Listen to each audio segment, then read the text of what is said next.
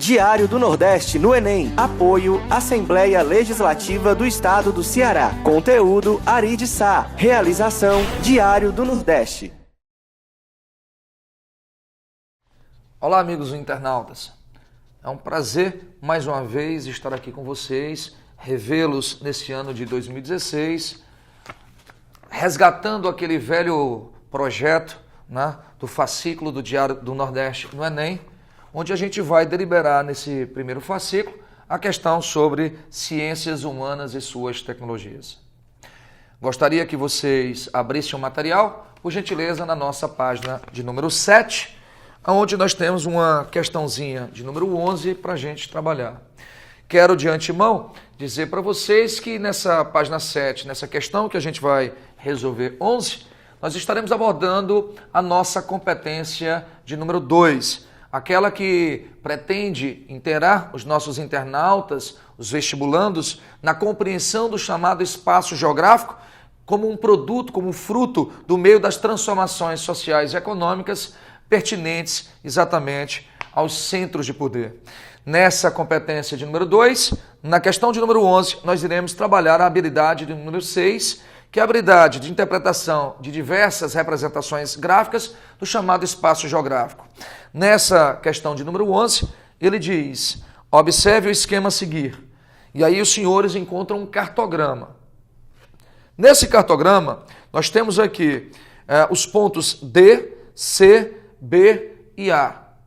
É preciso que vocês atentem na resolução, já que a ideia da habilidade é a gente trabalhar e interpretar, né, essas representações, que vocês prestem atenção numa escala. Em primeiro lugar, toda representação que a gente trabalha, nós temos 3 elementos fundamentais, que é a escala, na qual a gente vai representar a quantidade de vezes que a distância real foi reduzida numa representação gráfica, né? Nós temos o que a gente chama de tema do mapa, né? Então os mapas temáticos, eles podem versar sobre temas diversos, mas também unir temas, como, por exemplo, os mapas hidrológicos, hidrogeológicos, geomorfológicos, enfim, tá?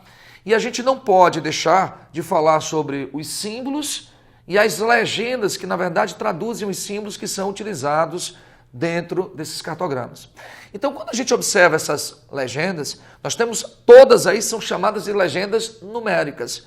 Representações, portanto, feitas em números, onde nós temos a letra D, com uma representação gráfica numérica entre 1 para 100 mil.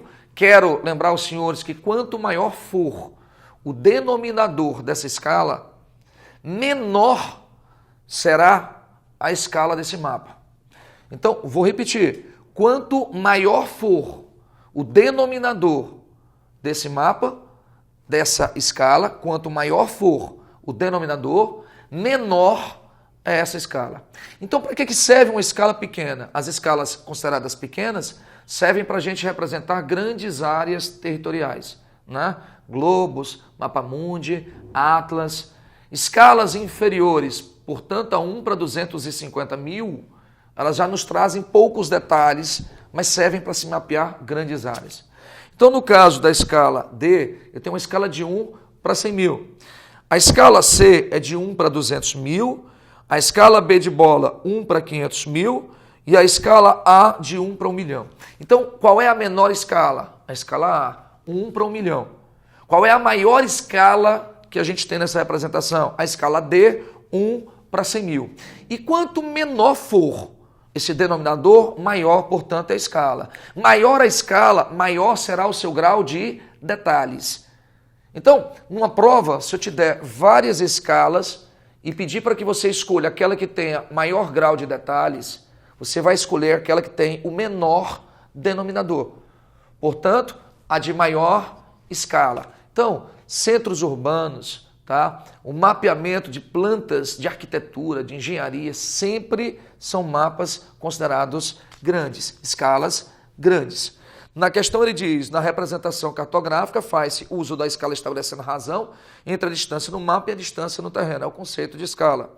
Considerando o esquema acerca da escala cartográfica, pode-se inferir que a escala D, ela é a menor. Não, ela é a maior, por ter exatamente o menor denominador. O item A é falso, partimos logo para o item B.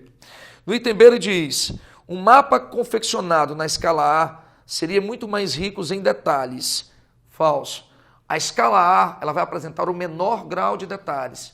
Mas se você pegar esse quadrante grandão que ele fez aí, nós teremos maior área mapeada. Tá certo? Então B de bola falso. C. A escala B de bola ela é ideal para a confecção de mapas de planejamento urbano. Não. Certo? Nenhuma dessas seriam ideais para a construção de uma área de um centro urbano, certo? A mais adequada das que estão aí seria a de letra D, porque tem exatamente o menor denominador, mais detalhes. Então o item C é falso. D. O menor valor de um denominador numa escala implica, certo, em um mapa mais pobres em detalhes, mais ricos, porque menor denominador, maior escala, maior grau de detalhes. Claro? Menor denominador, maior escala, maior grau de detalhes. Não esqueçam isso. Então, o gabarito da questão, letra E, ele diz que numa escala A, o quadrado ele tem 80 milímetros de lado. Para você fazer as contas com mais facilidade. 80 milímetros representam 8 centímetros, ok? E aí ele diz, tem 8 centímetros do lado no mapa. E aí ele cobre 6.400 quilômetros quadrados. Uma dica. Se eu tenho uma escala A ela tem 1 para 1 milhão. Primeiro passo que você faz, 1 centímetro é igual a 1 milhão de centímetros. O que você faz? Transforme centímetros em quilômetros. Como é que você faz isso? Desça 5 casas decimais.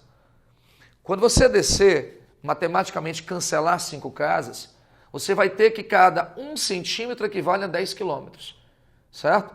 Se um lado de um quadrado ele tem 8 centímetros, se 1 centímetro equivale a 10 quilômetros, 8 centímetros seria igual a 80 quilômetros. E quando a gente sabe, matematicamente, que o cálculo de uma área, de uma figura quadrada, é o lado ao quadrado, se eu elevar 80 ao quadrado, eu vou obter 6.400 quilômetros quadrados. Portanto, gabarito a nossa letra E. Tranquilo? Bem-vindos. Estamos aqui para ajudar vocês mais uma vez a compreender de uma forma mais clara a ideia que a gente trouxe nos nossos fascículos para o Enem. Tá? Então, na questão 1 do nosso fascículo de Ciências Humanas e Suas Tecnologias, na competência 1 e habilidade 11, tá? Competência essa que refere-se aos elementos culturais e suas identidades, e a habilidade que vai interpretar historicamente essas fontes documentais de cultura, ela começa a questão assim, ó. A língua deste gentil, falando que gentil com O, como está no texto, você já tem que ter como conhecimento que gentil com O quer dizer índio catequizado, tá? Nossa prova no Enem, ela não vai trazer esses termos técnicos já explícitos, é um conhecimento que você traz já para a prova. Toda pela costa é uma, carece de 3 letras, não se acha F, nem L, nem R. Coisa digna de espanto, porque assim não tem fé, não tem lei e não tem rei. E desta maneira vivem sem justiça e desordenadamente. Esses índios andam nus sem cobertura alguma, assim machos como fêmeas. Não cobrem parte nenhuma de seu corpo e trazem descoberto quanto a natureza lhes deu. Não há, como digo, entre eles nenhum rei, nem justiça, somente cada aldeia tem um principal que é como capitão, ao qual obedece por vontade e não por força, e que não castiga seus erros nem manda sobre eles coisa contra a sua vontade. Pero de Magalhães Gandavo, Tratado da Terra no Brasil. Então você observa nessa questão que claramente a gente está vendo o choque cultural do europeu em relação ao processo de ocupação no Brasil. Dele dizer que o índio não tem nem lei, nem rei, nem fé, nem L, nem R, nem F, tá? E que andam nus, descobertos e obedecem a uma figura mais por questões de costume do que por questões de força. Então, diante desse choque cultural, ele bota assim, sobre a sociedade indígena e suas práticas com os portugueses no período colonial, é possível inferir corretamente que a busca da compreensão da cultura indígena era a maior preocupação do colonizador. No texto, a gente já dá a entender, juntamente com o seu conhecimento, que ele não está buscando compreender a cultura indígena. ele já coloca ela como uma cultura inferior, uma visão clara de etnocentrismo, de eurocentrismo, porque ele coloca o índio como uma figura que não tem lei, nem rei, nem fé, por isso ele não está na condição de civilizado. Não pode ser o item A. B. A desorganização social dos indígenas se reflete no idioma e na escrita complexa. Primeiro que ele não deixa claro que escrita é essa, lembrando que o nosso índio não tinha desenvolvido essa prática de escrita ainda, tá? O índio brasileiro não estava nesse estágio de desenvolvimento de escrita. Segundo, ele coloca uma escrita complexa e o idioma, ele não se está referindo a isso, está se referindo ao fato de que eles têm uma língua que não tem lei, nem rei, nem fé. Essa língua se refere mais ao aspecto cultural do que à língua propriamente dita como idioma. A C diz que a diferença entre nativos e colonos era atribuída à inferioridade do indígena. Essa é a visão do colono. E se você cair nesse erro clássico, tá, que a prova jamais vai aceitar, você colocar que existem culturas inferiores. Essa visão do culto e do inculto é quando você quebra a cultura e traz à cultura uma percepção grega, de que culto é aquele que é letrado, aquele que tem acesso à informação. E aí teria a pessoa que não tem esse acesso. Mas quando a gente traz para a antropologia, tá, não existe uma sociedade de cultura inferior, que a cultura não pode ser medida. A língua dos nativos era caracterizada pela diversidade gramatical e fonética. Tá? Ele não coloca essa diversidade, como é que você vai conseguir provar? Tá? O Hélio diz que os signos e os símbolos dos nativos da costa marítima eram homogêneos. Também pelo texto você não vai conseguir perceber se eles eram homogêneos ou não. Então vamos lá. A gente sabe que não pode ser A, porque diz que queria compreender a cultura indígena. Não pode ser a B, porque diz que a desorganização social dos indígenas se reflete no idioma e na escrita complexa, que a gente não tem como inferir pelo texto. A gente não pode inferir também que a língua era diversamente gramatical e fonética e que os signos eram homogêneos. Agora, a diferença cultural entre nativos e colonos era atribuída à inferioridade do indígena, ela não é correta pela nossa percepção, mas pela percepção do colono. Existe uma visão de etnocentrismo, de eurocentrismo, por isso a resposta coerente pela visão do colono é o item C de casa. Lembrando que se fosse uma questão que perguntasse sobre a nossa visão atual sobre cultura, o item C estaria falso porque trabalha sob ideia de cultura inferior. E como eu falei para vocês, essa ideia de culto e inculto é uma percepção grega. Mas quando a gente fala da visão do colono sobre o indígena, ele usa o eurocentrismo como referência. Então ele se coloca como superior, é o item C. Caros internautas, peguemos agora essa nossa questão de número 12 na página 7. Essa questão de número 12, nós iremos trabalhar a mesma competência 2. Continuamos a compreender o espaço geográfico a partir dessas relações de poder, né, através da identificação de significados históricos e geográficos dentro dessas relações. Portanto, a competência de número 2 com a habilidade de número 7. A questão ele diz, a imagem ela mostra o cogumelo se erguendo sobre a cidade de Hiroshima após a queda da bomba atômica. Em 6 de agosto de 45, o exército dos Estados Unidos da América lançou uma bomba nuclear sobre a cidade de Hiroshima, no Japão, 3 meses após a rendição da Alemanha nazista na Segunda Grande Guerra Mundial. Dias depois, dia 9 de agosto de 45, uma nova bomba seria lançada dessa vez em Nagasaki. O lançamento dessas bombas sobre Hiroshima e Nagasaki, e aí a gente vai para um contexto interessante. É preciso que a gente entenda que nessa competência a gente está identificando significados de poder, nas relações de poder. E as bombas nucleares, elas têm um significado importantíssimo num contexto geográfico, histórico, certo? Pós Segunda Grande Guerra Mundial. Então, só para que o nosso internauta compreenda, a Segunda Grande Guerra Mundial ela representa uma disputa europeísta, mas também fora do eixo europeu, entre duas grandes potências, Japão e Estados Unidos. E entre esses dois grandes grupos, haviam chamados eixos, o eixo representado diretamente por uma Alemanha, por uma Itália e por um Japão. A Alemanha essa governada por Adolf Hitler, o nazista. A Itália comandada por Benito Mussolini, um fascista. E o Japão dentro de um processo expansionista iniciado em 1868 com o imperador Hirohito. A propósito, a Alemanha vai deflagrar a guerra à medida que ela invade a região polonesa em 1939. E aí, o chamado grupo dos aliados, representativamente comandados por uma Inglaterra, por uma União Soviética, do senhor Joseph Stalin, né? E por um Estados Unidos, de Franklin Delano Roosevelt, iniciará um dos períodos mais marcantes da história. A Segunda Grande Guerra Mundial termina com a vitória, evidentemente, dos chamados grupos aliados, tá? E mesmo diante da rendição da Alemanha, a guerra ela se prolongará por mais 3 meses, aonde em 6 e 9 de agosto os americanos vão bombardear o Japão. O que acontece a partir desse bombardeio? O Japão é rendido e se inicia uma nova era.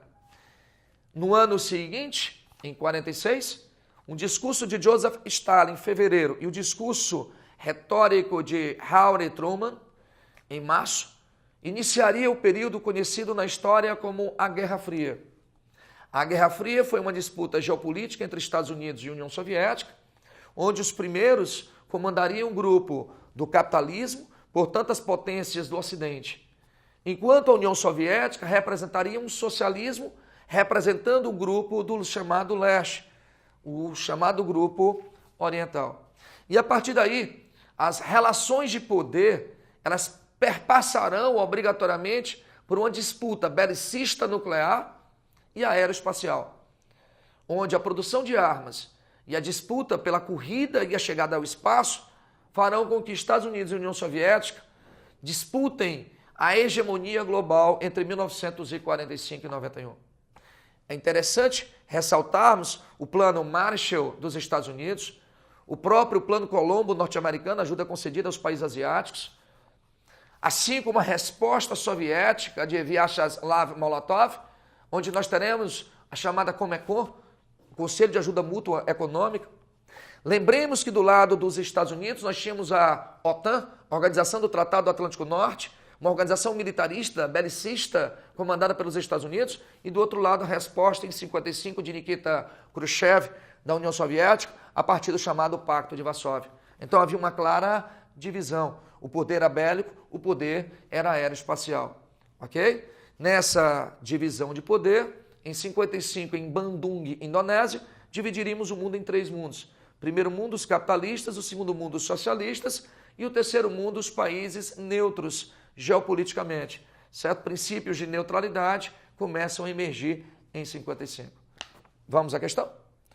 Na questão de número 12, no item A, ele diz: o lançamento das bombas em Hiroshima e Nagasaki, A, marcam o fim de uma corrida armamentista. Não, é o início de uma nova era, a era bélica nuclear, chamada de bipolaridade. No item B ele diz: legitimou o poder da União Soviética sobre o leste? Não, o lançamento da bomba foi feito pelo governo dos Estados Unidos. E não há legitimidade a partir disso. A legitimidade ela será estabelecida a partir de conferências, como a conferência em Potsdam, certo? Na Alemanha em agosto de 45, a própria conferência de Yalta na Crimeia em fevereiro de 45. É aí que serão acertadas as bases convencionais, né, de legitimação de influência das duas áreas.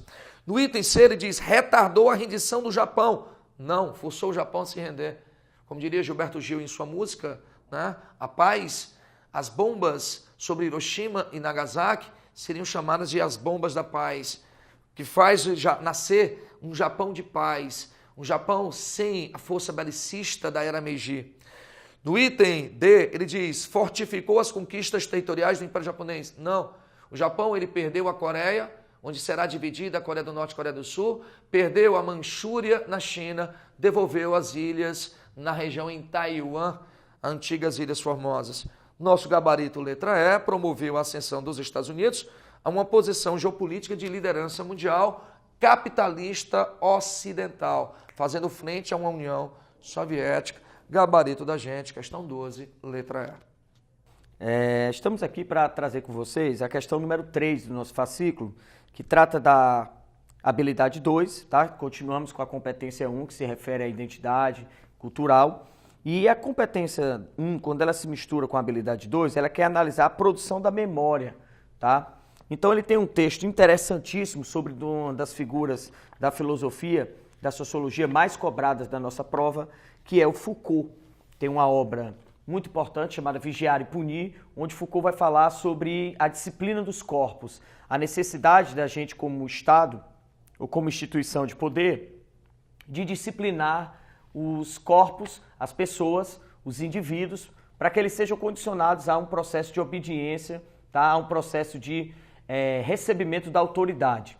Lembrando que o Foucault, dentro dessa obra, ele trabalha muito com a ideia do poder do discurso, tá? E a influência sobre as massas desse discurso que vai exercer de forma direta, tá? Uma influência de poder. O poder não é mais simbólico, e sim ele se legitima pelo discurso. Então, quando você pega Foucault, você já tem que prever que a questão vai falar sobre questão de vigilância, de punição, tá? Então ele diz assim, ó, o suplício faz parte de um ritual.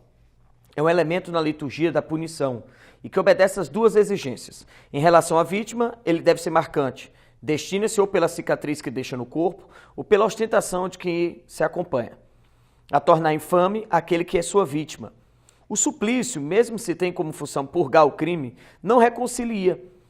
Traça em torno, ou melhor, sobre o próprio corpo do condenado, sinais que não devem se apagar. A memória dos homens, em todo caso, guardará a lembrança da exposição, da roda, da tortura ou do sofrimento devidamente constatados. E pelo lado da justiça que o impõe, o suplício deve ser ostentoso, deve ser constatado por todos, um pouco como seu triunfo. Então ele deixa bem claro aqui no texto que a ideia do suplício, da tortura, ele serve não só para infligir sobre o corpo da vítima a ideia da dor, mas ele tem uma ostentação porque ele é uma reflexão do poder. Por isso que é comum na história da humanidade que as torturas fossem públicas, que é para as pessoas verem a tortura. Eu não estou só torturando a pessoa, eu estou mostrando o poder do Estado diante as pessoas que estão assistindo a tortura. Daí a importância dela ser pública, tá? Lógico que com o passar do tempo, nossos questionamentos surgiram principalmente em relação aos direitos humanos e essa questão da tortura pública, ela foi perdendo força, tá? Analisando o fragmento de texto, é possível inferir acerca da relação entre suplício e memória. Vamos lá. A aplicação da tortura se encerrava mediante a interrupção da vida do supliciado? Não é verdade. Infelizmente, quando a gente tinha uma pessoa que nós queríamos que fosse punidos de forma exemplar, muitas vezes pós-morte, eu continuo a tortura. Vamos lembrar de Tiradentes, que eu já havia sido morto, mesmo assim vai ser esquartejado. Ou Antônio Conselheiro, que foi decapitado, Lampião e tantos outros. A prática da tortura foi empregada de forma difusa e presidindo de ritos de execução. Ela não é de forma difusa, ela é pensada, racionalizada, ela é uma forma de poder do Estado. É assim que muitas vezes o Estado se impõe, pela força física, tá? A violência física faz parte da autoridade do Estado, então ela não é empregada de forma difusa, como se ela não tivesse continuidade, é uma razão de ser. A tortura tem sido empregada como uma forma de controle, sobretudo sobre os espíritos. O único errinho aí é sobre o espírito. Ela tem sido usada como forma de controle, com certeza, principalmente sobre o corpo, que eu quero disciplinar as pessoas. A questão espiritual não conseguiu controlar as relações entre os indivíduos. Ela foi perdendo força, principalmente no mundo pós-iluminismo. A gente deixou de ter a influência da religião controlando as pessoas. E aí os aspectos de disciplina se voltaram mais para o corpo do que para a questão espiritual. A tortura, o suplício, ela tem uma relação perpétua através do corpo, o registro do poder dos torturadores e o sofrimento do supliciado, do jeito que se encontra no texto. Que inclusive a cicatriz tem um papel de mostrar para aquele que está sendo torturado que isso pode se repetir. Fica como um sinal de que ele nunca mais faça aquilo. O suplício imposto aos homens consiste num projeto de purgá-los do pecado e uma cultura de paz. Não tem cultura de paz, né, jovem? Quando você está usando da violência como força de relação de poder. Então, a resposta na nossa questão é o item D. Amigos internautas, devemos agora passar para a página 9 para que a gente dê uma olhada numa questãozinha de número 15 para trabalharmos uma habilidade 10. Essa habilidade 10, ela pretende que o vestibulando ele reconheça uma dinâmica de organização de movimentos sociais com sua importância da coletividade nesse processo de transformação histórica e geográfica. Vamos dar uma olhada nessa questão 15, interessantíssima, que fala sobre a Primavera Árabe. A Primavera Árabe, como parte da imprensa, tem se referido aos acontecimentos iniciados em dezembro na Tunísia, aos quais, dezembro de 2010, né, os quais, na metade de fevereiro, derrubaram o governo do Egito, de Hosni Mubarak. transformou-se em uma rebelião tão grande que agora já transborda os limites da própria África saariana, onde tudo começou. Quando eu falo em movimento primaveril, primavera, a estação das flores, a estação da renovação da vida, dos biomas, etc. Então, quando a gente fala em movimento primaveril, politicamente, estou falando em renascimento, ressurgimento, aberturas, certo? Os movimentos primaveris do século XIX de Paris ainda hoje ecoam em muitas sociedades. Então, quando eu falo da primavera árabe, os árabes estão querendo um novo processo de abertura, um processo que os leve a um desenvolvimentismo, certo? Algo novo, certo? Nessa perspectiva, em dezembro de 2010, na Tunísia, o ditador Ben Ali, que governava o país desde 1987, ele passa a ser questionado pela sociedade de uma forma geral. Questionado porque houve um aumento da taxa de desemprego, deflagrada pela crise global de 2008. Lembremos que essa primeira década do século XXI foi uma década que nós tivemos muitos problemas de produtividade na região exatamente do Oriente Médio e da África. Secas atingem a região, por exemplo, do Lago Tchad, na Nigéria, onde nós temos o brotar de um grupo chamado Boko Haram de Mohamed Yusuf. Lembremos que em dezembro de 2010, na Tunísia, Ben Ali, ele está tendo um crescimento de uma taxa de desemprego, um questionamento contra o seu regime centralista ditatorial.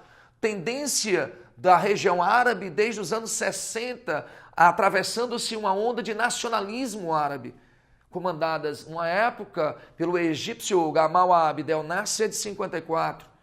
Ora, lembrando que Tunísia era uma ditadura, que eu tinha um Egito que na época era de Hosni Mubarak, mas o Egito vive uma ditadura militar desde 54, Nasser, posteriormente a Anwar Sadat e depois Hosni Mubarak, que estava há 30 anos no poder. E nós tivemos, posteriormente, a chegada do movimento à Líbia de Muammar Gaddafi, que desde os anos 60 comandava o território líbio com mãos de ferro, uma ditadura centralista. E depois o movimento se espalha para o Iêmen, com a queda de Ali Abdullah Saleh, e chegará também, aonde até hoje se prolonga essa guerra há 5 anos, na Síria do alauíta xiita Bashar al-Assad, no qual essa convulsão social civil transformar-se-á no que a gente chama de terrorismo século XXI, do chamado ISIS, que popularmente a gente chama do Estado Islâmico, que alastra suas raízes para a região do Iraque, onde o processo de derrubada de Saddam Hussein, o sunita, coloca no poder um xiita que não conseguiu se consolidar, deflagrando também uma guerra. Então, dentro desse contexto primaveril, nós teremos uma série de questões. Vamos à questão? Vamos ver aqui o item A sobre essas causas e os desdobramentos políticos dessas revoltas, marcar o item que for correto. No item A ele diz que as revoltas no mundo árabe têm confirmado tendências que analistas previam de que o grande elemento inspirador de grandes revoltas na região seria o fundamentalismo islâmico. Não. O fundamentalismo islâmico se caracteriza por um regime praticamente teocrático, onde o líder da igreja, o chamado Ayatollah, ele toma o poder e ele direciona politicamente o Estado a respeitar as leis do Alcorão. Onde é que nós teremos isso? No Irã, de Ayatollah Khomeini, de 1979. Certo? Então, esse não foi o fator motivacional. Então, item A, falso. No item B, ele diz que a República Islâmica do Egito, diferentemente de outros países da África saariana, sempre foi uma grande aliada do governo americano que manteve ajuda econômica e militar aos egípcios baseada no comércio de armas e no petróleo. Não. Na verdade, um dos grandes aliados norte-americanos na venda de petróleo, em troca de petróleo, foi o Irã. Né? O Irã de Shah Reza Pahlavi, que em 79 sofre com a Revolução Iraniana. O Egito, pelo contrário, ele sempre se opôs a isso. O Egito, ele vai combater Israel e em 78, no acordo de Camp David, através do presidente Jimmy Carter, firmará um acordo de paz com Israel, do ministro Begin, certo? Então o governo americano vai intermediar a paz. Não é que Egito seja seu aliado, pelo contrário, certo? Então, o item B de bola, falso. No item C ele diz, os conflitos do mundo árabe já cruzam o Mar Vermelho e atingem vários países da Península Arábica, ok? Onde todos são monarquias absolutistas, à exceção da Arábia. A Arábia é uma monarquia absolutista, meu querido. Iraque era presidencialismo. Então é um absurdo. Síria é uma ditadura, mas de caráter presidencialista, né? O Hafez al-Assad assume o poder nos anos 60, o pai do Bashar al-Assad. Então é um absurdo o item C. No item dele diz, as perspectivas de que a primavera árabe, que aponta para o futuro, diante da incontestável supremacia militar do Ocidente, são de que temos só duas grandes possibilidades políticas daqui por diante no mundo árabe. Ditaduras pró-ocidentais ou fundamentalismos anti-ocidentais. Não. A conjuntura que está sendo apontada é de um processo de democracia. Eu queria só dizer a vocês que, na verdade e na prática, só um país conseguiu um movimento objetivo central primaveril, que foi a Tunísia, né, que conseguiu organizar um quarteto, certo, fenomenal em prol do desenvolvimentismo do país, inclusive prêmio Nobel, onde o grupo de empresariados, o grupo sindical, o grupo da Ordem dos Advogados da Tunísia se associam, né, a um grupo internacional dos direitos humanos em prol do desenvolvimentismo do país. Na verdade, a gente costuma dizer que as primaveras se transformaram em verdadeiros outonos. O maior exemplo, Bashar al-Assad. Então, o nosso item ele diz que entre os fatores motivadores estão os alarmantes índices de desemprego e pobreza na maioria desses países, sobretudo na população mais jovem, ok? De onde se originou a maior parte dos insurgentes. O movimento primaveril é, portanto, florescer de uma democracia no deserto, pois tanto as monarquias quanto repúblicas, nesse mundo muçulmano até hoje, são sustentadas por regimes autocráticos e corruptos. Gabarito da questão de número 15, letra E. A gente vai abordar hoje no nosso fascículo de Humanas a questão número 5, tá, do seu fascículo, que ela trata da habilidade 3, competência 1, habilidade 3, que vai associar as manifestações culturais do presente no seu processo histórico. Uma demanda extremamente importante na nossa prova, essas relações culturais que foram sendo tratadas pela historicidade do nosso país. No caso, a questão vai falar sobre religiosidade no Brasil. A religiosidade que, quando não vinha da matriz cristã, muitas vezes era tida como feitiçaria, curandeirismo, e no Brasil nós tínhamos uma legislação específica para tratar esse tipo de caso, tá? Onde aplicava-se multa, havia-se condenação à prisão, tá? De quem praticava religiosidade dentro de padrões africanos ou de padrões que não eram aceitos pela matriz cristã. Então ele diz assim no primeiro texto: praticar o espiritismo, a magia e seus sortilégios, usar de talismã e cartomancias para despertar sentimentos de ódio ou amor, inculcar cura de moléstias curáveis ou incuráveis, enfim, para fascinar e subjugar a credulidade pública, como diz o artigo 157 do Código Penal de 1890, eram práticas condenadas pela lei e pela própria crença da sociedade no Brasil republicano. Desde a promulgação deste Código Penal, ao longo do século XX, inúmeros acusados de serem maus espíritas, macumbeiros ou pais e mães de santo foram levados à prisão em quase todos os estados da federação. Então, isso vai explicar porque ainda hoje, na nossa sociedade, nós temos uma raiz cultural de uma negatividade tão grande da matriz africana de religiosidade. Tá? Inclusive, alguns representantes religiosos do nosso país ainda tratam a religiosidade africana como seita. Tá certo?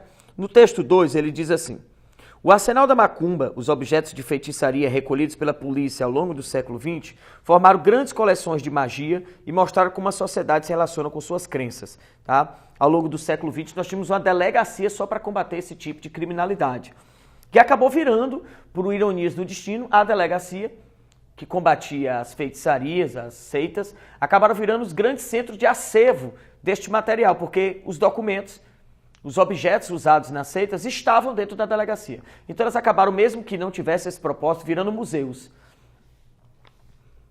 Sobre as práticas de rituais religiosos e de feitiçaria no Brasil, é correto afirmar que a existência de objetos ligados à magia ou à bruxaria era para as forças policiais a evidência material de que ela é praticada pela maioria da população negra. Aí você está colocando um pequeno errozinho de distorção quando você coloca como maioria. A maioria da população brasileira é cristã e a maioria da população em algumas regiões brasileiras eram negras. Eles não abandonaram o cristianismo. Lógico que dentro de um sincretismo que é típico da cultura brasileira, que recebe influência de matriz indígena, matriz africana, de matriz europeia, de várias religiosidades, mas é de maioria cristã e não de maioria africana, tá certo? A nossa matriz religiosa tá falso A. A não obrigação do Estado de garantir a liberdade de consciência e de crença, assegurando o livre exercício de cultos religiosos e a proteção ao local onde as liturgias são realizadas. Havia no Brasil a não obrigação do Estado de garantir a liberdade de consciência e crença, assegurando o livre exercício de cultos religiosos, não é verdade. Cultos religiosos que não eram considerados a matriz correta eram condenados. A gente tem no primeiro texto, falando inclusive que eram crimes pelo Código Penal. Então o item B diz que eles eram permitidos e desmente o texto. E a gente sempre usa como referência o texto. Erro clássico, contradição do texto, não pode ser a B. A Constituição Brasileira de 88, em seu artigo 5º, embora estabeleça serem invioláveis a liberdade de consciência e crença, não garante proteção aos locais de culto, quaisquer que eles sejam. Aí, de novo, a gente falseia. Porque se eu digo que eu tenho direito de inviolabilidade, você não pode invadir o local de culto para prender as pessoas por estarem praticando aquele culto. Porque você tem que respeitar o espaço da prática cultural. Então, o item C está falso. O fato da coleção de magia negra, ao mesmo tempo, ser objeto de investigação policial e um item protegido em 38 pelo Patrimônio Nacional, indica posturas ambivalentes em relação aos mesmos objetos, como eu havia relatado anteriormente. Sem querer querendo, a delegacia que guardava esses acervos acabaram virando o centro patrimonial dos mesmos. E ela não surgiu para esse propósito. Então a resposta correta é item D. Vamos só confirmar aqui o item E. Diz que a Constituição de 1824 estabelecia o catolicismo como religião oficial, permitindo a manifestação de outras crenças, desde que no âmbito privado. Não é verdade, tá? Não havia manifestação de outras crenças no âmbito privado, com exceção da maçonaria, até porque o Estado brasileiro era chefiado por um maçom. Dom Pedro I, Dom Pedro II faziam parte da maçonaria e aí havia uma permissibilidade da maçonaria, mas não de todas as crenças religiosas, como ele coloca o item E. Então a resposta D. Diário do Nordeste no Enem. Apoio Assembleia Legislativa do Estado do Ceará. Conteúdo Ari de Sá. Realização Diário do Nordeste.